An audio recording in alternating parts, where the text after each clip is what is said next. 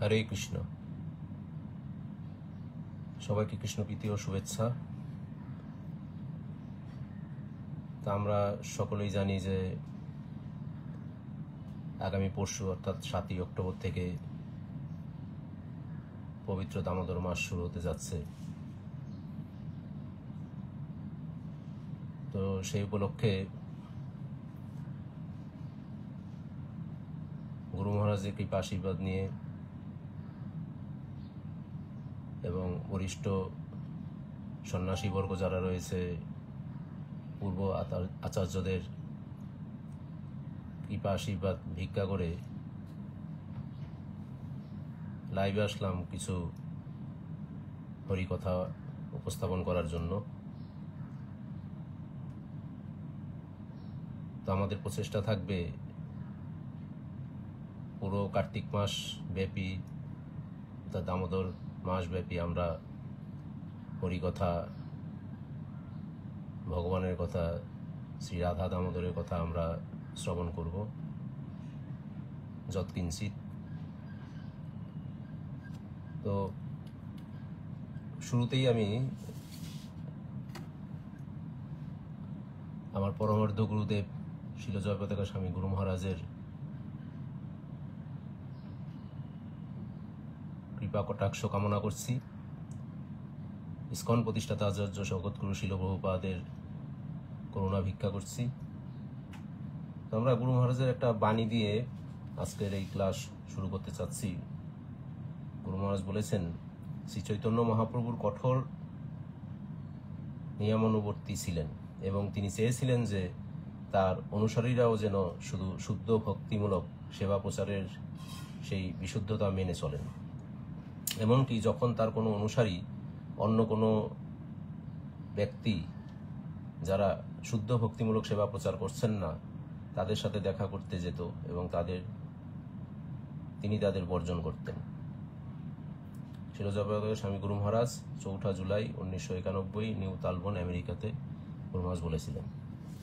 তো যেহেতু দামোদর মাস শুরু হতে যাচ্ছে, তা আমরা দেখব যে দামোদর মাসে আমাদের কি কি করণীয়, কি কি বর্জনীয়, কিভাবে আমরা এই দামোদর মাস, কার্তিকব্রত মাস, যেটাকে নিয়ম সেবার মাসও বলা হয়ে থাকে, এটা হলো আসলে বেসিক্যালি সর্বোচ্চ ভক্তি লাভের, ভক্তি বর্ধনের এই মাস। আমরা অনেক ক্ষেত্রেই দেখেছি যে যারা সাধারণত নিয়মিত ভক্তি চর্চা করে না বা নিয়মিত নিরামিষ ভোজন করেন না, ভগবানকে নৈবেদ্য দিয়ে খান না বা গ্রহণ করেন না, তারাও আমরা দেখেছি যে এই দামোদর মাসটা, কার্তিকব্রত মাসটা অত্যন্ত শ্রদ্ধার সাথে, অত্যন্ত আগ্রহের সাথে এটা পালন করে থাকে। বিশেষ করে যারা সমাজে বা আমাদের সনাতন ধর্মের বয়োজ্যেষ্ঠ ব্যক্তিরা রয়েছেন, তারা এটাকে খুব গুরুত্বের সাথে পালন করে থাকেন। তাই আমাদের এই সময়ে বিশেষ কিছু নিয়ম পালন করা উচিত। এই কার্তিক মাস আরম্ভ হচ্ছে আগামী পরশু অর্থাৎ 7ই অক্টোবর থেকে এবং এটা 5ই নভেম্বর পর্যন্ত চলবে। এই সময় আমাদের প্রতিদিন ব্রহ্ম মুহূর্তে স্নান করা উচিত। শয্যা ত্যাগ করে স্নান আদি সেরে ভগবানের আরতিতে যোগদান করা উচিত এবং প্রত্যেকে যেন আমরা মঙ্গল আরতিতে যোগদান করি। এইভাবে দিনটা শুরু করতে হবে। অধিক পরিমাণে আমাদের হরিনাম জপ করা উচিত, কেননা এই মাসে আমরা দেখেছি আমাদের গুরুবর্গরা বলেছেন, বিশেষ করে শ্রী গুরু মহারাজ বলেন যে এই মাসে আমরা যাই কিছু করি না কেন অন্যান্য সময়ের থেকে সহস্রগুণ ফল লাভ করা যায়। অর্থাৎ এই মাসে যদি ভগবানকে আপনি একটা প্রদীপ দান করেন, একটা প্রদীপ ভগবানের উদ্দেশ্যে প্রজ্বলন করেন, সেটা সহস্র প্রদীপের সমান ফল লাভ হয়। এই মাসে ভক্তিমূলক সেবা বৃদ্ধি করা উচিত। যত ধরনের ভক্তিমূলক সেবা রয়েছে ভক্তগোষ্ঠীরা তো করেনি, পাশাপাশি যারা আশেপাশের লোকজন রয়েছে তাদেরও এই ব্যাপারে উৎসাহিত করা উচিত। সন্ধ্যায় এবং সকালে 2 বেলাই ভগবানের উদ্দেশ্যে ঘৃত প্রদীপ প্রজ্বলন করা উচিত। 2 বেলায় নিয়ম করে আমরা যেন প্রদীপ প্রজ্বলন করি এবং শাস্ত্র অধ্যয়ন আমরা যেন নিয়মিত করি। বিশেষ করে অ্যাটলিস্ট প্রতিদিন একটি গীতার শ্লোক, একটি ভাগবতমের শ্লোক আমরা যেন আবৃত্তি করি। আর আমাদের গুরুবর্গ, সন্ন্যাসীবর্গ, পূর্ব আচার্যদের যে সমস্ত বাণী রয়েছে, যে সমস্ত লেকচার আমরা দেখি, প্রবচন আমরা দেখি, এটা অধিক হারে শ্রবণ করা উচিত।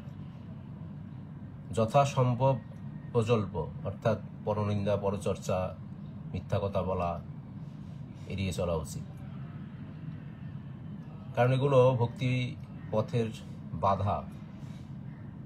যেহেতু এই মাসটাকে ভক্তিবর্ধনের মাস, সর্বোচ্চ ভক্তি লাভের মাস বলা হচ্ছে, তাই যদিও এই সমস্ত বিষয় প্রজল্প, মিথ্যা কথা বলা, বিভিন্ন ব্যভিচারী করা এগুলো সবসময় বর্জনীয়, তথাপি এই মাসটাতে এগুলো অত্যন্ত সতর্কভাবে আমাদের এইসব বিষয়ের প্রতি দৃষ্টি রাখা কর্তব্য। যারা বিশেষ করে দামোদর ব্রত পালন করেন এই 1 মাস, তাদের অবশ্যই হবিষান্ন পেতে হয়, যেটাকে 1 সিদ্ধ বলে। হবিষান্ন পাই আমরা। অধিক কীর্তন শ্রবণ করা উচিত, নিজে কীর্তন করা উচিত। আর এই যে 2 বেলা দামোদর অষ্টকম উচ্চারণ করে ভগবানকে ঘৃত প্রদীপ প্রজ্বলন করা উচিত। কারণ শিল সত্যব্রত মুনি এই দামোদর অষ্টকম রচনা করেছিলেন। তিনি চাক্ষুষ এই লীলা দর্শন করেছিলেন। তাই আমরাও যেন এই ভগবানের উদ্দেশ্যে যখন আমরা প্রদীপ প্রজ্বলন করব, প্রদীপ প্রদর্শন করব, তখন আমরা অবশ্যই নিয়মিত শ্রী শ্রী দামোদর অষ্টকম কীর্তন আমরা যেন উচ্চারণ করি। আর এছাড়াও যত বৈষ্ণবীয় ভজন কীর্তন আছে এই সময়টা শ্রবণ কীর্তন আমরা করতে পারি। তাতে করে আমাদের প্রচুর পরিমাণে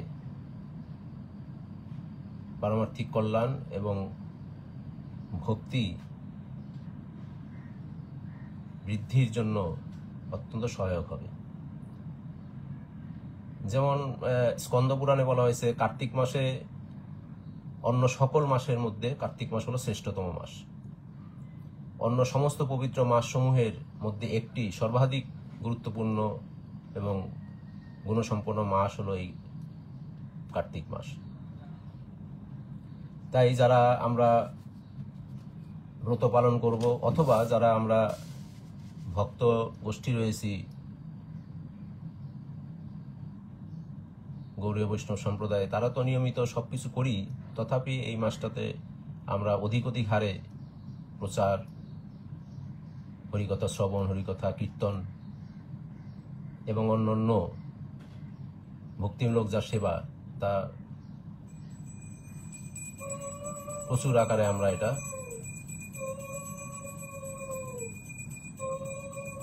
সেবা করে থাকি।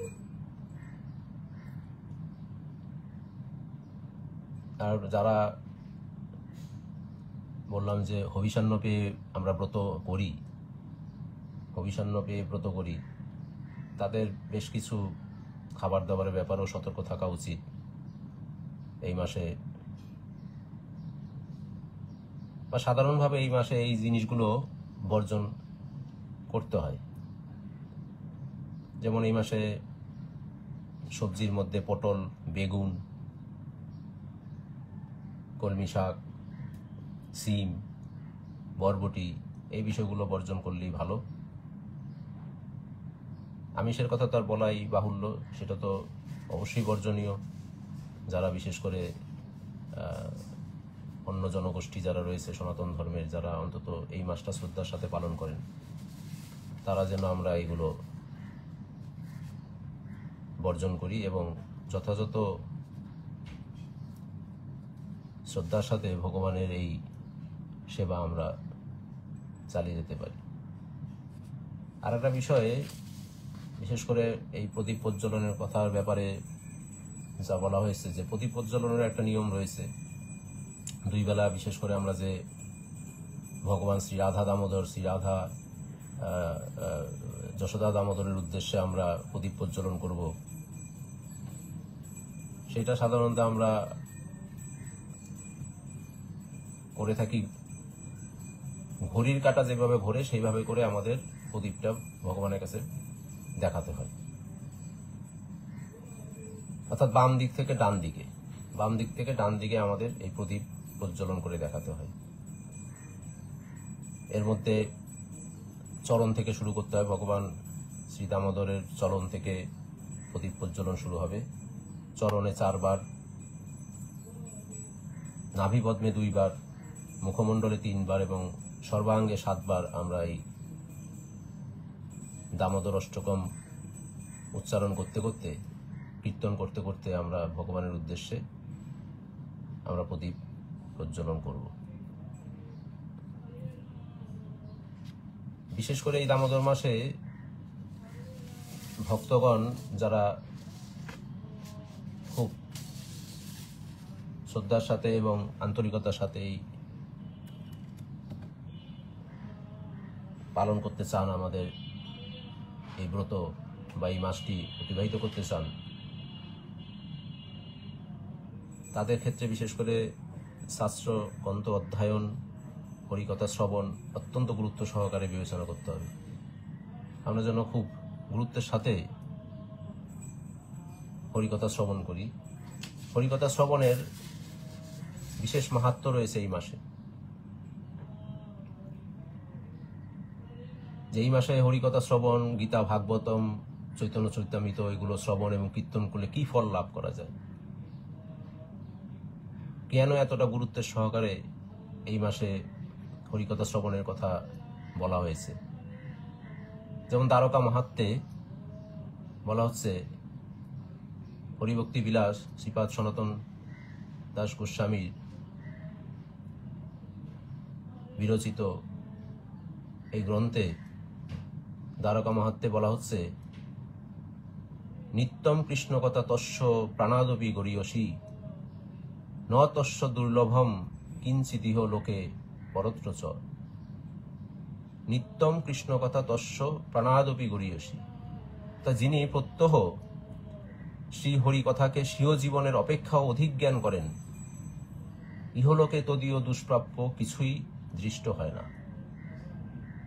অত্যন্ত গুরুত্বপূর্ণ বিষয় এখানে বলা হচ্ছে যে নিত্যম কৃষ্ণ কথা তস্য প্রাণাদপি গরীয়স্য। যিনি নাকি প্রতিদিন কৃষ্ণ কথা শ্রবণের জন্য তার সমস্ত যে দৈনন্দিন কার্যাবলী রয়েছে, ভৌতিক কার্যাবলী রয়েছে, তার থেকে অধিক গুরুত্ব প্রদান করেন। সেগুলো করতেই হবে দেহ নির্বাহের জন্য, জীবন নির্বাহের জন্য। আমাদের ভৌতিক কার্যাবলী বলা হচ্ছে না যে আপনি সবকিছু ছেড়ে একবারে বসে থাকেন, ঘরে বসে সবকিছু করবেন, সেটা বলা হচ্ছে না। সেগুলো তো আমাদের নিয়মিত করতেই হবে, কিন্তু গুরুত্ব কি দিতে হবে? গুরুত্ব দিতে হবে বলা হচ্ছে যে কৃষ্ণ কথা শ্রবণে গুরুত্ব। তাহলে কি হবে? বলছে যে ন তস্য দুর্লভম কিঞ্চিদিহ লোকে পরত্র চ। তার যা কিছু অর্জনের, পারমার্থিক আধ্যাত্মিক অর্জন, দুর্লভ যে সমস্ত অর্জন রয়েছে, সেগুলো তার কাছে কিছুই হবে না। অর্থাৎ তাকে এগুলো অর্জন করতে গেলে তার কাছে কোনো ব্যাপারই হবে না। এটা ইহলোকে অর্থাৎ এই জড়জগতেও যদি কিছু অর্জন করতে চান, তথাপি সেগুলো তার কাছে খুব সহজ হয়ে যাবে, সুলভ হয়ে যাবে। যিনি নাকি স্বীয় জীবনে যে সমস্ত কার্যাবলী রয়েছে, তার চাইতে এটাকে প্রায়োরিটি দেওয়া, অধিক গুরুত্ব দেওয়া। আর একটা শ্লোকে বলা হচ্ছে, তব বিক্রীড়িতম কৃষ্ণ নিয়াম পরমঙ্গলম। তব বিক্রীড়িতম কৃষ্ণ নিনাম পরম মঙ্গলম, কর্ণ পীযূষ আস্বাদ্য ত্যাজ্যন্ত অন্ন স্পৃহা জনা। ভাগবতমের একাদশ স্কন্ধে ভগবানের প্রতি শ্রী উদ্ধবজির যে উক্তি, তিনি বলছেন যে তব বিকৃতম কৃষ্ণ নিনাম পরম মঙ্গলম। বলছেন যে হে প্রভু, তদীয় বিক্রীড়িতম শ্রবণ পীযূষ স্বরূপ ও পরম কল্যাণকর, কর্ণ পীযূষ আস্বাদ্য ত্যাজ্যন্ত অন্ন স্পৃহা জনা। যে বলছেন যে তদীয় বিক্রীড়িত শ্রবণ, আপনার সমস্ত যে কার্যাবলী, হে ভগবান, হে প্রভু, আপনার যে সমস্ত কার্যাবলী, তা যদি আমাদের শ্রবণের মাধ্যমে এই রস আমরা আস্বাদন করতে পারি, পীযূষ অর্থাৎ এটার যে রস, এটার যে কি বলা হয়, যে অর্থাৎ জিষ্ট যে জিনিসটা, খুব সূক্ষ্ম যে জিনিসটা, সেই জিনিসটা যদি আমরা শ্রবণ ইন্দ্রিয়ের মাধ্যমে এটা গ্রহণ করতে পারি, এই রস আস্বাদন করতে পারি, তাহলে কি হবে, এটা আমার জন্য খুব, বা আমাদের জন্য খুব পরম কল্যাণকর হবে। এবং মানবগণ উহার আস্বাদ প্রাপ্ত হইলে অন্যান্য বাসনাকে বিসর্জন দিয়া থাকে। অর্থাৎ এই পীযূষ, এই রস যদি একবার ভগবানের শ্রীকথা, যে সৌন্দর্য, শ্রীকথার যে মাধুর্য, এই সমস্ত রস যদি একবার কর্ণ মাধ্যমে, শ্রবণেন্দ্রের মাধ্যমে আমার হৃদয়ে বর্ষিত হয়, তাহলে এই ধরনের যারা মানব রয়েছে, এই ধরনের যারা ব্যক্তি রয়েছে, তাদের অন্যান্য আস্বাদ্যের আর কিছুই বাকি থাকবে না। এবং এই ভৌতিক জগতের যে সমস্ত জড় কামনা বাসনা আছে, সেগুলো সে বিসর্জন দেবে। সেটা এতই মধুর, এতই মধুরতার এই কর্ণ পীযূষ। অর্থাৎ ভগবানের কথা শ্রবণ করলে কি হবে, ভগবানের কথা শ্রবণ করলে আমাদের যে জড় মন মানসিকতা রয়েছে, জড় ভৌতিক কামনা বাসনা রয়েছে, সেগুলো আমাদের সাধারণত আমরা বিসর্জন দিতে পারি না, সাধারণত আমরা এগুলো ছাড়তে পারি না। কিন্তু ভগবানের কথায়, ভগবানের শ্রীহরির মাহাত্ম্য, শ্রীহরির গুণকীর্তনে এতটাই ফল প্রাপ্ত হওয়া যায়, এতটাই আমার হৃদয় কলুষকে দূরীভূত করে, যে অন্যান্য যে সমস্ত কামনা বাসনা রয়েছে, সেগুলো আমি একবারে বিসর্জন দিতে পারি। আরেকটি শ্লোকে বলা হচ্ছে, পিবন্তি যে ভাগবত আত্মন শতাম কথামৃতম শ্রবণ পুটেষু সংভৃত্তম, পুনন্তিতে বিষয় দূষিতাশায়ম ব্রজন্তি তচ্চরণ সররু হান্তিকম। পিবন্তি যে ভগবত আত্মন শতাম কথামৃতম, যে কৃষ্ণলীলা শ্রবণ করলে যে বৈকুণ্ঠ লোক প্রাপ্তি হয়, এখানে তাই বলা হচ্ছে যে পিবন্তি যে ভাগবত আত্মন শতাম কথামৃতম শ্রবণ পুটেষু সংভৃত্তম, পুনন্তিতে বিষয় দূষিতা স্বয়ং ব্রজন্তি তচ্চরণ সররু হান্তিকম।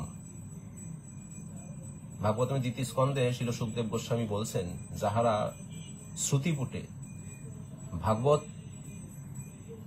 মাহাত্ম্য, ভাগবত তত্ত্ব প্রকাশক শ্রীহরির কথারূপ সুধা স্থাপন পূর্বক তাহা পান করেন, তাহাদিগের মন বিষয়দুষ্ট হইলেও তারা তৎসদন করত শ্রী হরিপদ লাভ করিয়া থাকেন।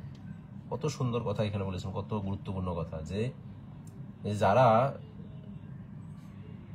অত্যন্ত আন্তরিকতার সাথে, অত্যন্ত শ্রদ্ধার সাথে ভগবান শ্রীহরির কথারূপ সুধা পান করেন, তাদের কি হবে, যদি তাদের মনে যদি কোনো অলসতাও থাকে, তাদের হৃদয় যদি দুষ্টও থাকে, বিষয় দুষ্ট থাকে, যে বিষয়ের প্রতি আমাদের এত বাসনা, যে বিষয়ের রক্ষার জন্য আমাদের এত প্রয়াস, মন যদি বিষয় দুষ্ট হয়, এই কথা শ্রবণের জন্য তা তাৎক্ষণিকভাবে সংশোধন হবে। তাৎক্ষণিকভাবে সংশোধন হয়ে এবং শোধন হয়ে কি হবে? শ্রী হরিপদ প্রাপ্ত হবে। অর্থাৎ আমাদের যেটা সারা জীবনের লক্ষ্য, সারা জীবনের আকাঙ্ক্ষা, এই মনুষ্য জীবনের আকাঙ্ক্ষা যে শ্রীহরির পাদপদ্মের আশ্রয় গ্রহণ করা, সেই ব্যক্তি এমনিতেই শ্রীহরির পাদপদ্মে আশ্রয় গ্রহণ করবেন, সেই পাদপদ্ম লাভ করবেন। তৎশোধন করত শ্রী হরিপদ লাভ করিয়া থাকেন। কি করলে? শুধুমাত্র তার শ্রবণ ইন্দ্রিয়ের মাধ্যমে, কর্ণের মাধ্যমে অত্যন্ত শ্রদ্ধার সাথে হরিকথা সুধা যেটা রয়েছে, যে মাধুর্য রয়েছে, সেটা শুধু আন্তরিকতার সাথে গ্রহণ করবেন, শ্রবণ করবেন। তাহলেই সমস্ত কিছু, যদি আমার দোষে দুষ্টও থাকে, বিষয়ের প্রতি আমাদের এত আগ্রহ থাকে, বিষয়ের প্রতি আমাদের এত কামনা বাসনা যুক্ত থাকে, বিষয় সংগ্রহের প্রতি, বিষয় সংরক্ষণের জন্য, বিষয় লাভের জন্য আমাদের এত রকম ভাবে আমরা বিচলিত থাকি, তথাপি সেটা তাৎক্ষণিকভাবে সংশোধন হয়ে যাবে, শোধন হয়ে যাবে, এবং আমরা শ্রীহরির পদ অর্থাৎ শ্রীহরি পাদ পদ্ম আমরা লাভ করতে পারব। অর্থাৎ এই মাসে এই হরিকথা শ্রবণের গুরুত্ব কিভাবে বর্ণনা করা হয়েছে আমরা দেখতে পাচ্ছি। আরেকটি শ্লোকে বলা হচ্ছে যে শৃণ্বন্তি কথাম বিষ্ণু, যে পঠন্তি হরে কথাম, কুলাযুতম নাবলক্য গতাস্তে ব্রহ্ম শাশ্বতম। যে শৃণ্বন্তি কথা বিষ্ণু, যে পঠন্তি হরে কথাম। এটা স্কন্দ পুরাণে বলা হচ্ছে যে আমাদের যমরাজ তার দূতদের উনি বলছেন, উনি দূতগণের প্রতি নির্দেশনা দিচ্ছেন। দেখুন কত আমাদের জন্য কত এটা গুরুত্বপূর্ণ। যেই যমরাজের ভয় আমরা সবসময় করি, যে হে প্রভু, আমি যে কত পাপকর্ম করে চলেছি, কত দুরাচারী আমি, আমার যে আসলে কি গতি হবে, যমলোকে গিয়ে আমার যে কি পরিণতি হবে, সবসময় এই চিন্তায় আমরা বিভোর থাকি, আতঙ্কে বিভোর থাকি। তো সেইখানে আমাদের এই দুশ্চিন্তা, আতঙ্ক দূর করার জন্য শ্রী যমরাজ তার অনুশাসন দিচ্ছেন তার দূতগণের প্রতি। বলছেন যে শৃণ্বন্তি কথা বিষ্ণু, যে পঠন্তি হরে কথাম, কুলাযুতম নাবলক্য গতাস্তে ব্রহ্ম শাশ্বতম। হে দূতগণ, হে দূতবৃন্দ, হরিকথার শ্রোতা, মানে হরিকথার শ্রোতা এবং হরিকথা যারা অধ্যয়নকারী, হরিকথা শ্রোতা এবং হরিকথা ধ্যায়ীগণের 10 সহস্র কুলের প্রতিও নেত্রপাত করিও না। মানে যিনি করছেন তিনি তো আসেনি, তার থেকে যে 10 সহস্র তার কুল রয়েছে, বংশ রয়েছে, তার পূর্ব বংশ বা তাদের পূর্ব যারা লোক রয়েছে, এরকম 10 সহস্র লোক, তাদের প্রতিও যেন তোমরা নেত্রপাত করবে না, তাদের দিকে তাকাবেই না, দৃষ্টিপাতই করবে না। কেন? তোমরা মনে করবে যে তাদের সকলেই বৈকুণ্ঠ ধাম প্রাপ্ত হয়েছে, এটা জানবে তোরা। কাদের কথা বললেন? যে বলছেন যে যারা নাকি শুধু হরিকথা শ্রবণ করে, যারা শ্রোতা, দুঃখিত, এবং যারা হরিকথা ধ্যান করে, অর্থাৎ হরিকথা শ্রবণ করে সেটা মনন করেন, হৃদয়ে ধারণ করেন, তাদের 10 সহস্র কুলের প্রতিও তোমরা দৃষ্টিপাত করবে না। কারণ আমরা তো যম দৃষ্টিকে অত্যন্ত ভয় পাই। কখন কার উপরে যমের দৃষ্টি পড়ে, তার এই ভবলীলা সাঙ্গ, তার এই জড়জগতের সমস্ত কিছু তখন শেষ হয়ে যায় যখনই যমের দৃষ্টি কারো উপরে নিক্ষেপ হয়। তাই দূতগণের প্রতি যমরাজের আদেশ যে যারা হরিকথা শ্রবণ করবেন, শ্রোতামণ্ডলী যারা রয়েছেন, এবং যারা বিশেষ করে হরিকথা শ্রবণের পরে সেটা ধ্যান করবেন, অর্থাৎ মনন করবেন, সেটা প্রচার করবেন, তাদের প্রতি তো নয়ই, এমনকি তাদের যে পূর্বপুরুষ যারা রয়েছে, এরকম 10 সহস্র কুল যারা রয়েছে, তাদের প্রতিও তোমরা দৃষ্টি নিক্ষেপ করবে না।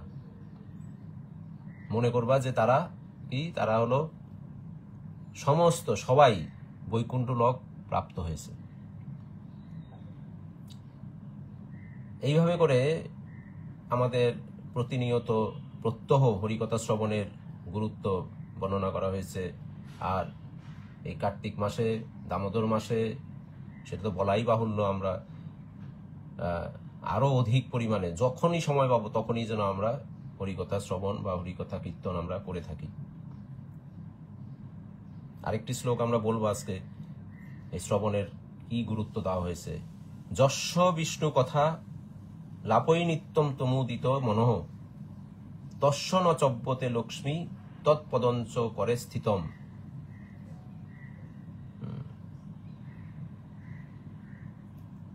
বলা হচ্ছে যে যস্য বিষ্ণু কথা লাপৈ নিত্যম প্রমোদিত মনঃ তস্য ন চব্যতে লক্ষ্মী তৎপদঞ্চ করে স্থিতম। অর্থাৎ এই হরিকথা দিয়ে যাদের দিন শুরু হয়, হরিকথা বলে যাদের দিন শুরু হয়, বা হরিকথা প্রত্যেক দিন যারা আলাপন করেন প্রত্যহ, এবং এই হরিকথা শ্রবণ করে যাদের আনন্দ হয়, বা হরিকথা কীর্তন করে যাদের মন পুলকিত হয়, বলছে যে কমলা তাহাকে কদাচ পরিত্যাগ করে না। কমলা মানে লক্ষ্মী দেবী, যার জন্য আমরা সারা জীবন সংগ্রাম করে থাকি, শুধুমাত্র লক্ষ্মীকে অর্জন করার জন্য। আমার ঘরে যেন বা আমার গৃহে যেন সবসময় লক্ষ্মী বসতি হয়,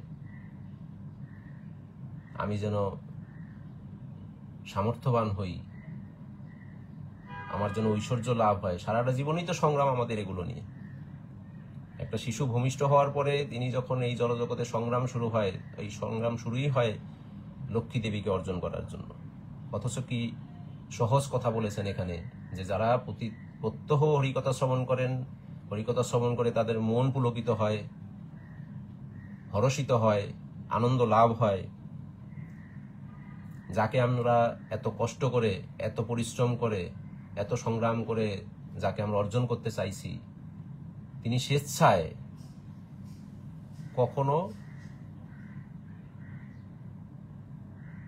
সেই ব্যক্তিকে, কখনো সেই শ্রোতাকে, কখনো সেই কীর্তনকারীকে পরিত্যাগ করেন না, বরং কি করেন, তাকে বৈকুণ্ঠ ধাম দান করেন। এবং এই বৈকুণ্ঠ ধাম সেই ব্যক্তির করতলগত সন্দেহ নাই, মানে হাতের মুঠোয় থাকে তার বৈকুণ্ঠ ধাম। করতলগত মানে হলো একদম তার মুষ্টিগত থাকে। আমরা যেন কোনো কিছু অর্জন করলে বলি যে এটা আমার হাতের মুঠোর মধ্যে রয়েছে, এটা আমার আয়ত্তের মধ্যে রয়েছে। ঠিক একইভাবে বলছে যে হরিকথা শ্রবণ করে যাদের মন পুলকিত হয়, কীর্তন করে যাদের মন পুলকিত হয়, আনন্দ হয়, তারা জানবে যে লক্ষ্মী দেবী, কমলা দেবী তাকে কখনো পরিত্যাগ করেন না, তার সহায় হন। যেহেতু তার ধাম বৈকুণ্ঠ, কমলা দেবীর ধাম বৈকুণ্ঠ, তাকেও সেই বৈকুণ্ঠ দান করেন। এবং বৈকুণ্ঠটা তার কাছে অত্যন্ত সহজ ভাবে বৈকুণ্ঠ তার কাছে ধরা দেয়, অর্থাৎ তার হাতের মুঠোয় থাকে, সে যখন খুশি সেই বৈকুণ্ঠে যেতে পারেন। এইভাবে আমরা চেষ্টা করব, আজকে থেকে শুরু করলাম আমার ক্ষুদ্র প্রয়াস। গুরুদেবের কোনো সেবাই আমরা, বিশেষ করে আমি করতে পারি না, তাই এবার একটু প্রয়াস নিয়েছি যে এই সমস্ত শ্লোক যেগুলো আমরা বললাম তার কিঞ্চিত পরিমাণ, বিন্দু পরিমাণ যদি আমি